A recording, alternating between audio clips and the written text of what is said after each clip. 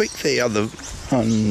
Some of you might have probably heard about the Australian politics lately about Voice, which was a thing that the government put up where Aboriginal communities can have a say in Parliament, and also recognition of First Nations in the Constitution.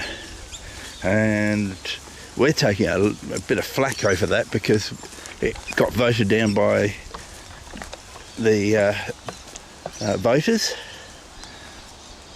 me being a voter, so it lost. A lot of countries saying that is disastrous, we're racist and all that sort of thing, saying why won't we let the First Nations have a say in Parliament. Thing is that it wasn't a registered say, it was just have some sort of she's hunting rat probably, but some sort of as I say, voice in the Parliament.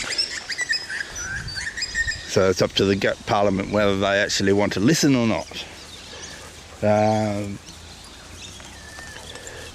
Thing is, there's a couple of things on that why it failed. Was one, there was a lot of underlying hidden messages. So for example, the PM, which I can't find anything mentioning it online anymore, but he said on an interview that if it did pass, he's going to put a change that everybody has to pay property rent to the First Nations, and that was supposed to be 1% of GDP. And there's a few different other things. Some people objected to the amount of money that was being spent on the proposal. Some objected to all the misinformation that was going around on both the yes and the no side. There's a lot of politics going on, and people didn't like that. They said, look, this is not political, so why are the parties making it political? A lot of elders, Aboriginal elders, were against it. So there was a big, strong no on it. The other thing is that, as I say, they had no power. It was just a voice in Parliament. But I don't think the other governments around the world that said that we've really hurt Australia's reputation understand that there's actually a minister in charge of Indigenous Affairs. Now he is supposed to be the voice to Parliament. So if they have to have a second group of people saying this is what we want, this is how to do things, this is how you manage the money, etc., etc., housing and all that sort of stuff, why have we got a Minister of Indigenous Affairs, a whole department? Maybe we should just scrap that department. Now, if they did that, I would be certainly more in favour of it. I bet you others would be the same. We save, billions and billions of dollars by getting rid of a whole department, because there's no point of having two. I can't understand why they would have two departments doing exactly the same thing.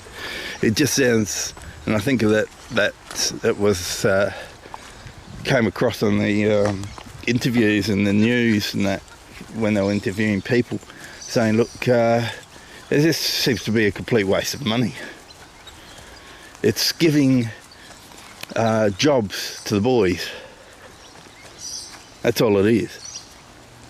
And the people that will get those jobs is just mates of current ministers. So it's just an exercise to give your mates a job. Oh yeah, there's a job here. It doesn't pay much. It pays a couple of $100,000 a year. Plus you get something like a $1.5 million pension for life. And when you retire, by the way, that wage that you're earning now, you earn that for the rest of life. So all you have to do is stay in the job for 6 months, then resign, and you get your pension for life. You get that 250, well, I think it's like 230 for ministers, $1,000 a year for doing nothing, whether you get another job or not. So it's a good wicket for some. Yeah, so that's my take on The Voice. So everybody I've spoken to have voted, they all voted no on it. They said it's a waste of time. It's just, as I say, giving your mates jobs, that's all it is. Job creation. But of course it's not job creation for the poor, it's job creation for the rich. Well, see you later everyone. Take care. See you later.